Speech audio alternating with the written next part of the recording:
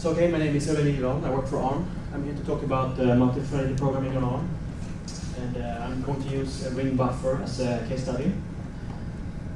And I want to start by introducing some the characteristics of multi-threaded algorithms that are important in this case. When you talk about blocking algorithms, and that's when threads may be blocked by other threads.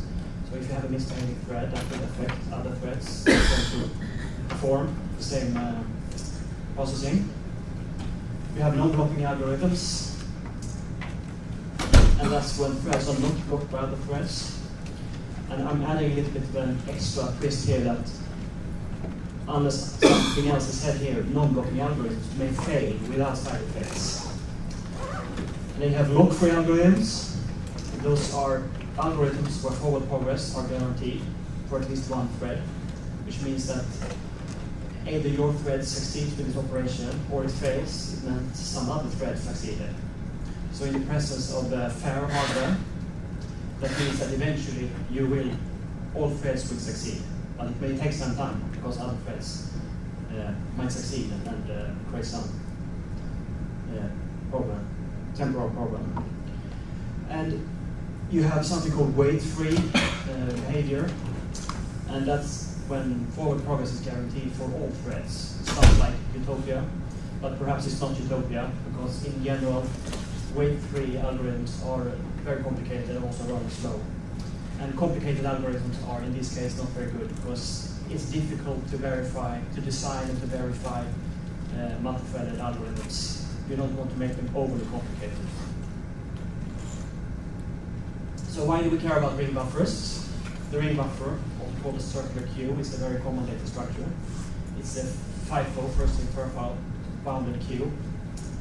There are a lot of different types and implementations of ring buffers, but they're used in lots of different cases. You have software-to-software cases where you multi-threaded, different threads talking to each other. You have inter-VM communication, also uses a form of ring buffers. And when you talk to hardware, it's very common to use sort of ring buffers. Device distributor rings are normally a form of ring buffers. So you NIC communication, crypto accelerator, and other type of accelerators use forms of ring buffers. And in user space data plane runtime, such as Delegate, the queue is an important concept, and in software the queue is normally implemented as a ring buffer.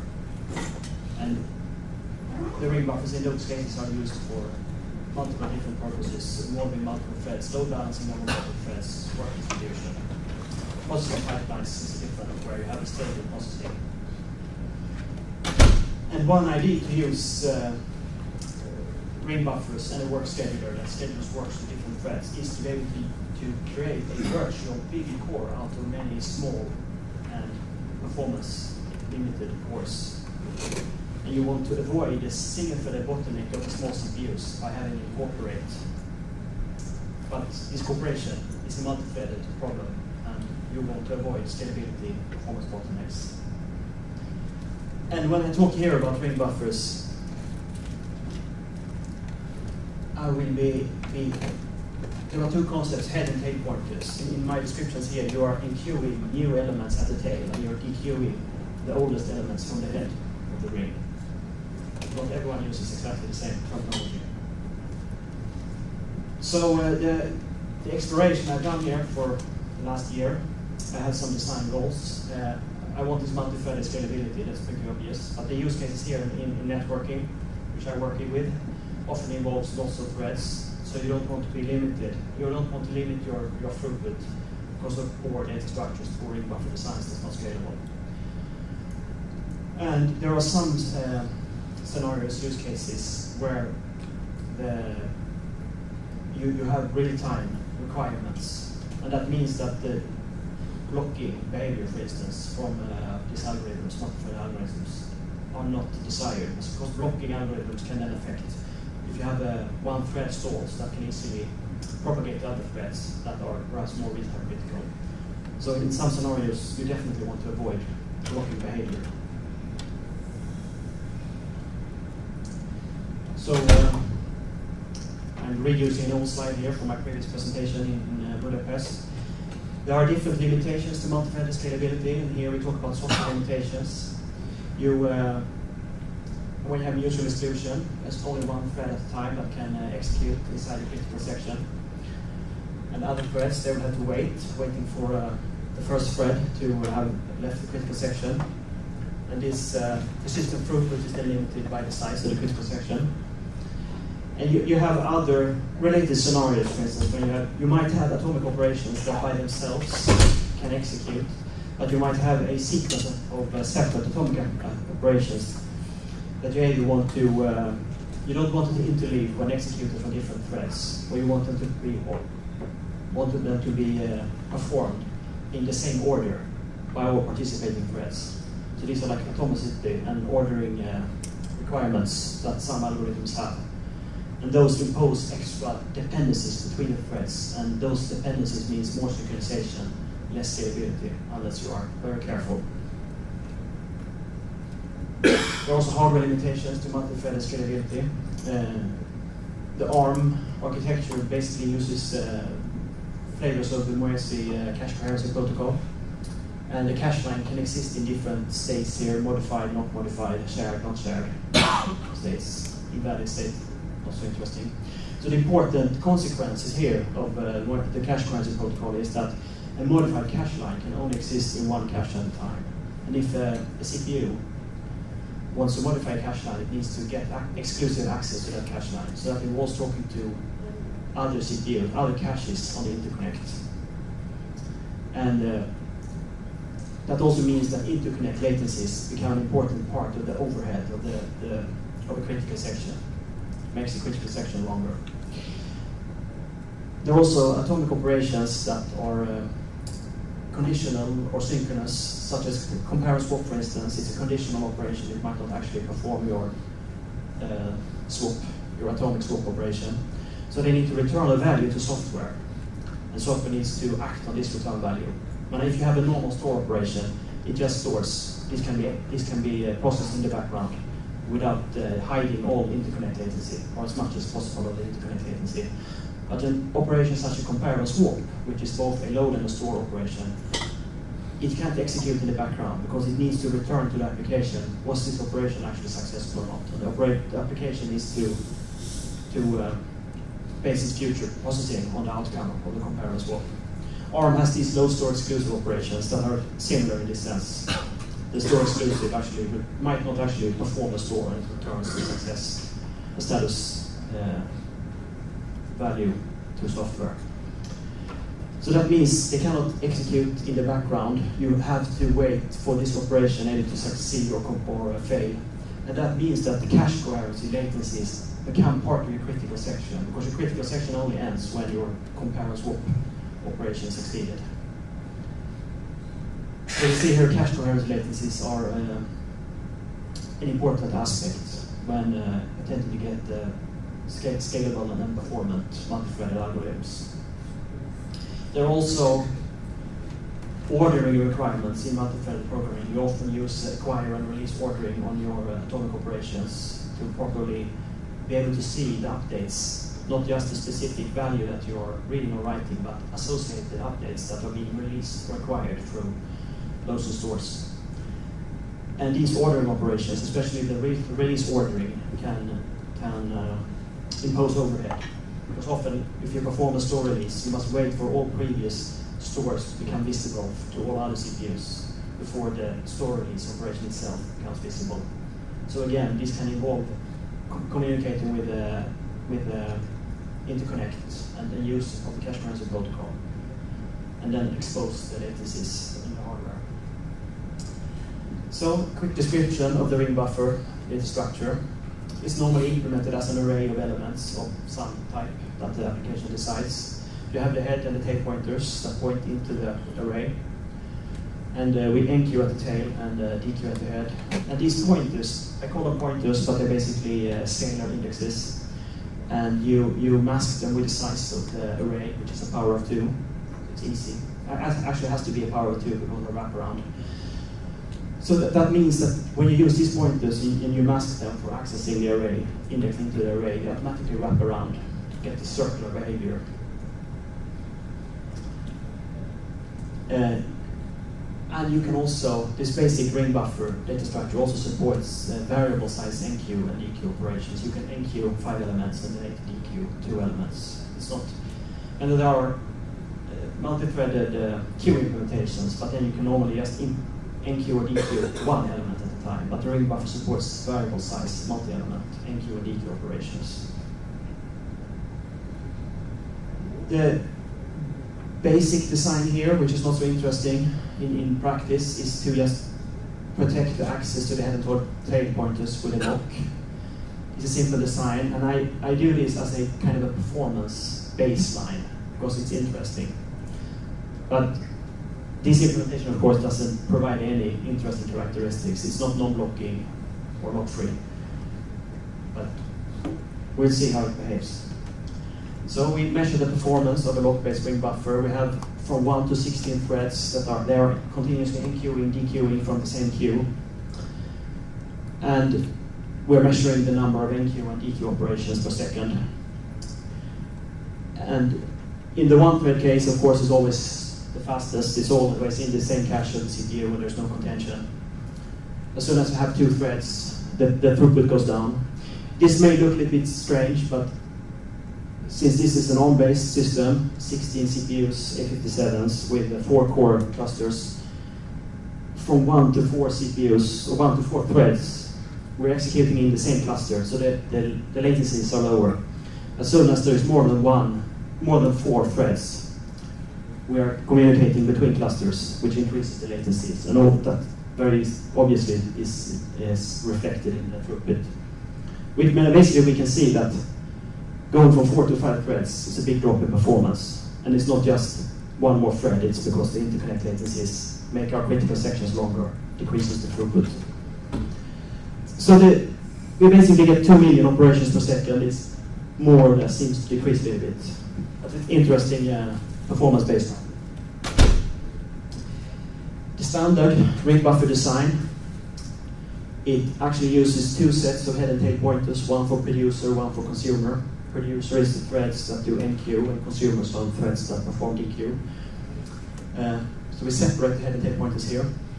And the NQ and DQ operations become a sequence of steps, where we have to acquire slots in the ring. We have to read and write elements in those acquired slots, and then we have to release our updates.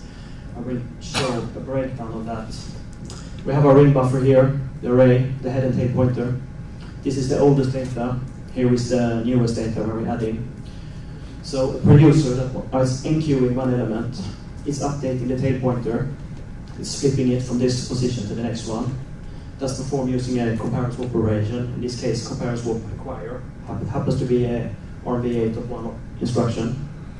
So now we have acquired one slot in the ring buffer. We write our data into this, the old value of the tail pointer. We write the data, it's the new data here. And then I said we have to wait for our updates. We have to wait for earlier threads to update to release their updates before we can update. Because we want to update the consumer tail pointer to show this value has been added. But if the consumer tail pointer, if there is an earlier thread still in the process of enqueuing, we have to wait for that thread to update it to the expected value before we can update the tail pointer to the new value. Otherwise, we might have released our updates, but we will also release earlier updates that wouldn't be actually present in the ring buffer. So this release step is actually 2 sub-steps. You're waiting for the old tail pointer to get to the appropriate value, and then you perform a store release to update the tail pointer and release our own updates. And this waiting here, that's what makes this standard ring buffer design not lock-free. It doesn't use a lock, but it's not lock-free, because we might still, if an earlier producer was somehow stalled, it was swapped out, interrupted, we could be spinning here for a very long time, potentially forever. So is it lock-free but not non-blocking? It's blocking. Even if it's not using a lock, yes. It's blocking. Yes. Yeah. So it's not non-blocking, but it's lock-free. No, it's not lock-free, because lock-free has a very specific definition. So even if it doesn't use a lock, it's not lock-free, which it may be confusing. Sometimes you call that lockless because it doesn't use a lock. But even if it doesn't use a lock, because of this weighting, spinning, it's blocking. Yes. And if you're blocking, you're not lock-free. So we look at the performance here. We have the gray one here is using the lock. The light blue one is this standard ring buffer design.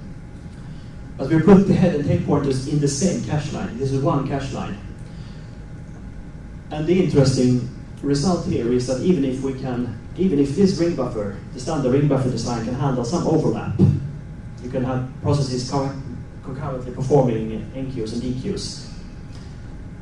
The performance, when it scales to many threads, many CPUs, isn't actually better than the lock-based design. And the reason here is these head and tail pointers, they're in the same cache line. And all threads that want to update the head or the tail pointers, they must get access to this cache line. Especially here, from 5 CPUs and beyond. And when you have multiple clusters and you have the intercluster latency, it's actually the intercluster latency, the interconnect latency that limits throughput. It's a little bit better within one cluster because latencies are shorter. We don't actually have to wait so long. But again, this is the hardware limitation. We remove the software limitation by going from this lock-based to the normal standard design, non-blocking, but not lock-free. But throughput actually didn't improve, except in the single cluster case. But we can put our head and tail pointers in 2 and 4 cache lines. The extreme case is to put each of the producer, consumer, head and tail pointers in a separate cache line. So you put 4 bytes in a 64-byte cache line, kind of a waste, but it actually improves throughput, basically doubles throughput here when you have lots of threads. Because all of a sudden, when you have more cache lines, the CPUs are not competing for access to the cache lines, for write access in the same way. And it helps even more in this intra-cluster case. And so we remove a software dependency, software limitation to scalability, but it's really the hardware that's the problem here. But you can work around that with using more cache lines if you want to make that trade-off. So there are other ways to remove these dependencies.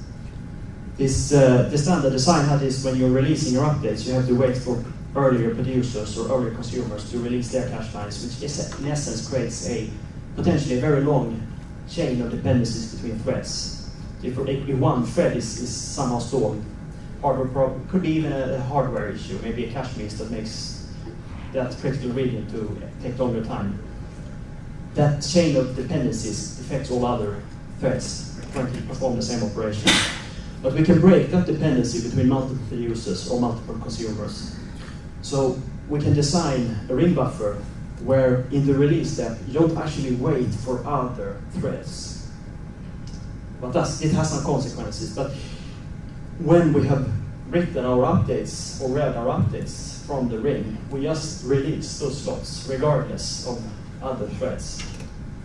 No waiting for other threads, no waiting for our stores to be visible, we trust. But it has some consequences. We'll go through this in a little bit better detail here. The ring buffer, we have a thread here. It still performs this acquire step where it performs a compare and swap. It swaps the tail pointer to the next location. Now we have allocated this slot. This is ours. This is where we can write. But first we are spinning, waiting for a consumer to have DQ'd and read this slot, and when it reads this slot, it also clears it. There has to be a null value you can put in the slot to tell the design here that this slot is not used anymore. And when this slot is unused because it has a null value, then we can write our own value, and then we can update the consumer tail value with the number of elements we wrote. And there's an ARM operation for that, store add 1 to this location. And then we basically tell any consumers there is one more element.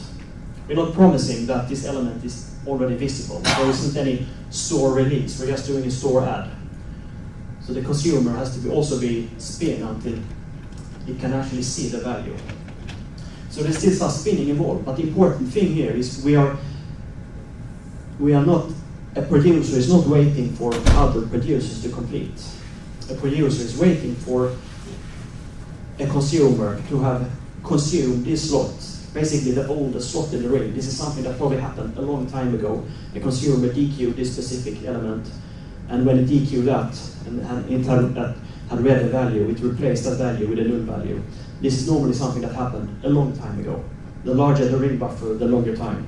So even if there is spinning here, it's a potential blocking. In practice, we might not be spinning because this already happened. This is already. The DQ is basically symmetric. The DQer performs the same, acquires a slot, spins waiting for the slot to have a value, reads the value, stores null, and then updates the producer head that it has been consumed. So to quickly recap, we have some spinning, so it's not blocking, or it's not non-blocking, it's blocking in a bad case. But we removed these dependencies between producers and dependencies between consumers. We added a new dependency, but it's a different kind of dependency. Isn't there a race condition there? Because now, if there's a writer that has to kind of take an interrupt and go away. Kind of race condition in the writer side. So if a previous writer allocated a slot there and kind of started waiting at it, it seems null, but now it's taken an interrupt and gone away for 1 second or whatever. So it's null. Or let's say it is already null, but this writer that now hosts the slot didn't write its value there yet, but they can interrupt and waits for 1 second or whatever. Now a second writer, the whole thing wraps around. Second writer goes there and actually writes its value there because it's null, and then this previous writer wakes up and goes and overwrites. I have been thinking about that, but I don't think it's the case, because the trick is that you still compare the head and tail pointers to be sure that there is space. Well, I was thinking of this, and my analysis was, yes, there is not a race condition, because you wouldn't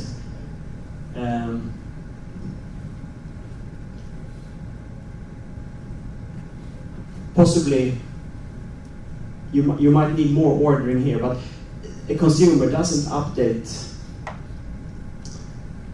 this, for instance. If a consumer reads the slot, it must read the slot and write null before it actually updates the next one. So you would still be protected by these head and tail pointers would eventually show the ring is full and can't actually write anything more. My analysis said that there isn't a race condition. I could be wrong.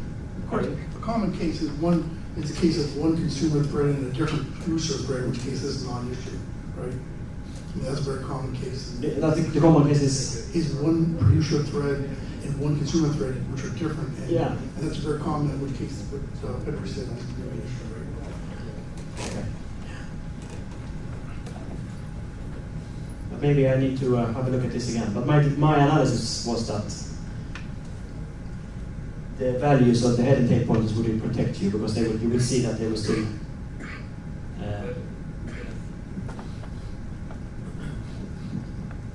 Just kind of the paranoid case that the writer takes an interrupt, because it has already done all the checks and kind of claimed a slot there and checked that the slot is null or whatever.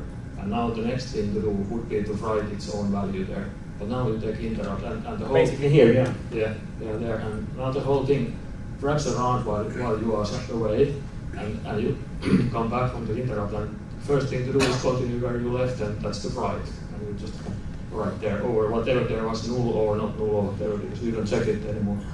So. Yeah, but I maybe I have to reanalyze this. I think we were still protected by the head and tail pointers, that slot wouldn't be able to. Some other producer wouldn't be able to get the same physical slots. You only spin on the slot when you're the exclusive producer that they use that slot. You only spin on the slot when you're the only. You only spin on a slot when you're the only producer who owns that slot. Yeah. So the question is if it's a wraparound. So if you wrap around the whole ring. Yeah, that's, But I don't think that can happen. But I think we can discuss this offline. By the way, one trick that sometimes we think of is the head and tail pair or not mod the size of it, but they keep increasing.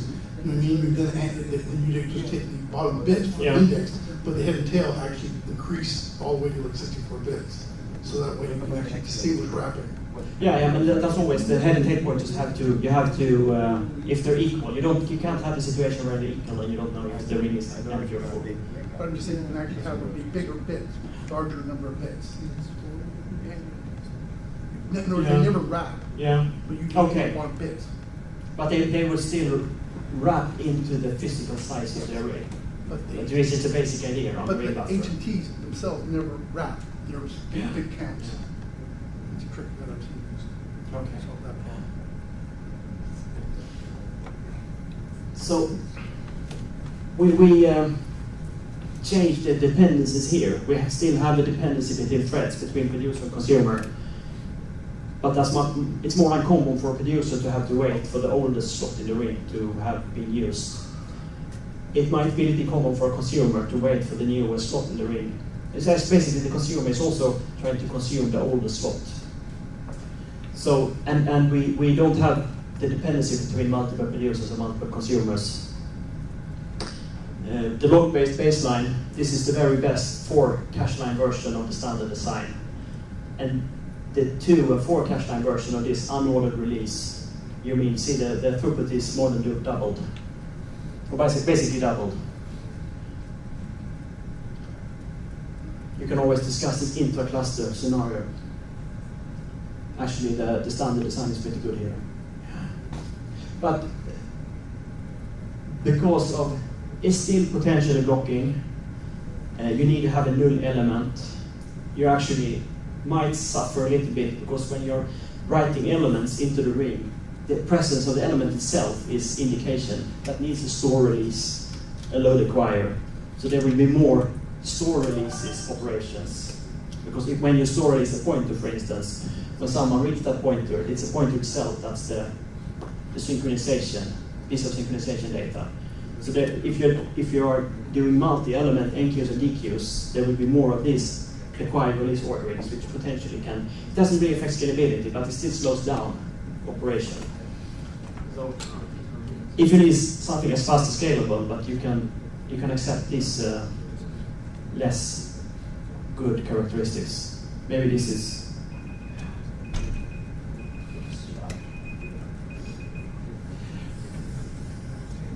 okay.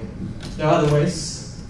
We looked at the standard ring buffer design. We had this waiting for other threads to release their updates. What if we don't wait for previous threads to release their updates? What if we delegate our updates to someone else? If we can't immediately release our updates, we will enqueue the number of slots, number of elements into the ring, but we can't immediately release them because we are out of order. Someone else is the in-order thread. What if we delegate our updates to that thread? And this is a common technique in log-free algorithms, delegation. You delegate your work. You don't want to spin, so you delegate your work to someone else, someone designated to do this. So this it is possible to delegate these release operations. You don't have to wait for earlier threads. You need to tell the in-order thread what updates are pending. So you need to maintain a linked list of release records, as I call them, or update records. So you need to allocate these release records. You need to return them to the owner when they have been used, because they're continuously recycled. And you can form a log-free update of this pending list of release records. And if you make this design, what you would get, the producer-consumer scenario, it's actually not only non-blocking, it's lock-free. A consumer would never have to wait for a producer. The multi-producer scenario is non-blocking. It's not lock-free in the sense, because if you have started an NQ operation, you must actually complete it, otherwise you will but you want. So if a thread dies in the middle of an enqueue operation, that's really bad. But you're not blocking other threads from performing their own updates. But eventually you must complete your own update. Similar for multi-consumer, it's non-blocking. I have a more detailed description here, how you... Excuse me? Yes? You go away. Thank you. Yeah. But the important thing here is that you defer your updates by adding your own update to this linked list of release records. And the in-order thread will either... You will have to decide if you're in order and you will grab the list for processing and releasing others' updates, or if you are out of order. And the interesting thing is, if you think you're out of order, you try to update this linked list of release records, then you might realize it failed. And then possibly it failed because someone else performed an update, and potentially you have become the in-order thread. So you must realize that all of a sudden you become responsible for cleaning up the mess left by other threads. So, Ola, yeah? you were 2 minutes. You were 3 minutes over. Okay. The next session is starting. Yeah. So, yeah, give me 1 minute to finish here. Unfortunately, performance is not that good, especially if you perform this delegated update for both enqueue and dequeue. It's actually worse than the lock-based when you scale it to many threads. It's pretty good as soon as when there are few threads. I think the problem is that this linked list of release records become rather long. We have lots of threads and take a long time to clean that up. And while you're cleaning it up, other threads continue to add their own new releases. So the conclusion is, compared to the standard ring buffer design, you can invent other designs that are either faster or more scalable, but they have some undesired blocking characteristics. Or you can just find non-blocking implementations, but they're not as fast or scalable. Yeah. Future directions, come with some ideas. Yeah. That was all actually. Thank you.